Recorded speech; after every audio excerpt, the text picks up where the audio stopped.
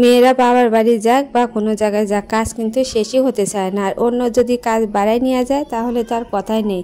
আর রান্নাবান্না তো সব কিছু তো বেশি বেশি করে দিতে হবে। তো হ্যালো এভরিওয়ান, কি খবর, কেমন আছেন সবাই? আশা করি সবাই ভালো আছেন। আর একটা নতুন ব্লগে সবাইকে স্বাগত জানিয়ে শুরু করছে আজকের ভিডিওটা। তো এখন বাজে বেলা 11টা। তো এখন থেকে আপনাদের সাথে নিয়ে ভিডিওটা শুরু করছি। তো এই তো অনেক রকমের মাছ, আজকে 3-4 রকমের মাছ ফ্রিজে ছিল, সেগুলো সব বের করে কাটা বাছা করে নিচ্ছি। তো যাবো বেড়াতে, তো একটু বেশি করে রান্নাবান্না করে দিতে হবে। ঘরে এসে দেখছি কয়েকদিন আগে 2টা ড্রাগন এনেছিল, তো একটু কেমন যেন হয়েছে। তো ফলগুলো কেটে মেয়েকে দিলাম। আর মেয়ে তো এইসব ফলই খেতে পছন্দ করে, ড্রাগন ফলটা অনেকটা পছন্দ করে। আর ভাত তো খেতে পারছে না।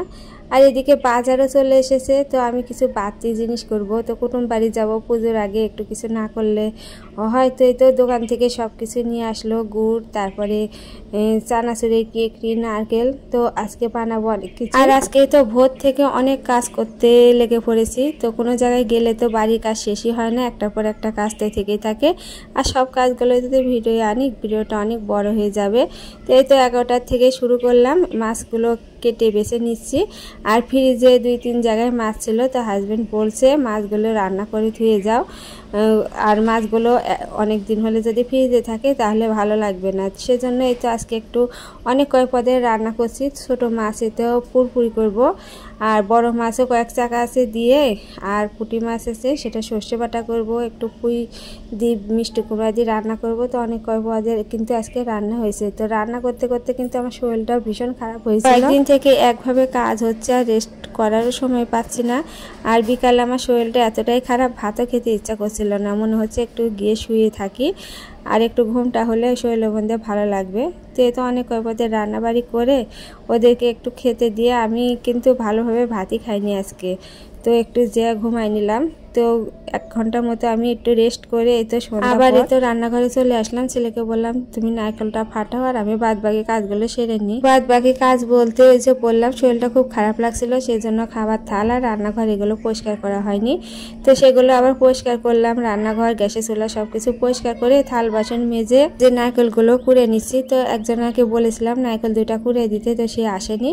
তো সময়ে কিন্তু মানুষকে পাওয়া যায় না, কষ্ট করে আজকে কাজগুলো করে নিচ্ছি। আর দুধ কিন্তু জাল করতে অনেকটা সময় লাগে, তো দুধটা দুপুরে জাল করে রেখেছিলাম। আর অনেকটা সর পড়েছে, আর এখানে 3 লিটারের মতো দুধ আছে। তো দুধ জাল করে আজকে এই স্বস্তিটা শাশুড়ির জামাইয়ের জন্য আর আমার জামাইয়ের জন্য এই স্বস্তিগুলো তো না নিয়ে গেলে নয়। আর তার সাথে আছে নাতি, ভাইয়ের ছেলে। তো মনে করলাম এটা বানিয়ে নিই সবাই। তো এই তো দুধগুলো জাল করে নারকেলটা করে দিয়ে দিলাম, আর এগুলো দিয়ে একটা স্বস্তি বানাবো। আর এই ছোটো এলাচ যেটা পাটায় বেটে নিলাম, নিয়ে বাটিতে তুলে নিচ্ছি। আর এই যে জাল করতে করতে প্রায় 1 ঘন্টা পার হয়ে গেছে। এই মিষ্টাটা তৈরি করতে আমার 2 ঘন্টার মতো সময় লেগেছে। এতে দুধটা শুকায়, তারপরে এ পর্যায়ে চলে আসলো। আর একটু লাল হয়ে গিয়েছে, আর অনেকটা দুধ ছিল সেজন্য হয়তো। আর এতে ছোটো এলাচ দিয়ে নামিয়ে নেব। আর একটু পাকটা একটু চড়া হয়ে গেছে, যাই হোক খেতে কিন্তু খুবই ভালো হয়েছিল। এবারে সবাই মিলে হাতে হাতে এই তো এই স্বস্তিটা বানিয়ে নিচ্ছি। আর কিন্তু এটা খেতে খুবই ভালো হয় শুধু দুধ দিয়ে বানালে, আর নারকেলটা যদি একটু কম করে দেওয়া হয়। আর এই পিঠাটা এই মিষ্টিটা জামাই আদরে কিন্তু খুব উপকারী। আর জামাই বাড়ি যাওয়ার জন্য নিয়ে যাচ্ছি। তো আমার তো জামাই আছে, কি শাশুড়ির জামাইয়ের জন্য আগে দেব। আর এদিকে যে চানাচুরের একটা নাড়ুর মতো সেটা বানিয়েছি গুড় দিয়ে।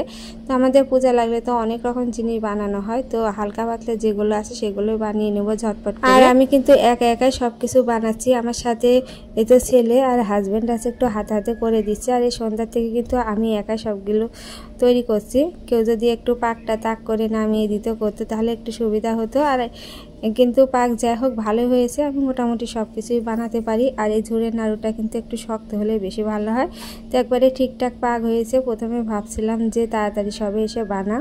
আর এই যে ওই থালে আমি যে স্বস্তিগুলো করেছিলাম সবগুলো বয়ামে এখন তুলে রাখছি। আর একটু নরম পাক করলে কি হয়, নরম থাকে। তো আমি চাচ্ছিলাম একটু শক্ত করে বানাতে, বাইরে যেহেতু নিয়ে যাব। তো যাই হোক পাকগুলো একটু লাল হলে ঠিকঠাক হয়েছে। তো বক্সে ভরে নিচ্ছি। আর যে সব কাকে কোনটা দেব তো রেডি করেও নেব। আর এদিকে যে ঝুড়ে নাড়ুগুলো করলাম এগুলো বয়ামে তুলে রাখছি। আর কুটুম বাড়ি গেলে কিন্তু কিছু না নিয়ে গেলে হয় না, তো ভাবছি কয়েকদিন থেকে কিছু একটা করে নিয়ে যাব। তো এগুলোই করে নিলাম। এই 3 রকম হচ্ছে নাড়ু, ঝুড়ের নাড়ু। আর হচ্ছে স্বস্তি ছিল আজকের ভিডিও। কেমন লাগলো কমেন্টে জানাবেন। নমস্কার।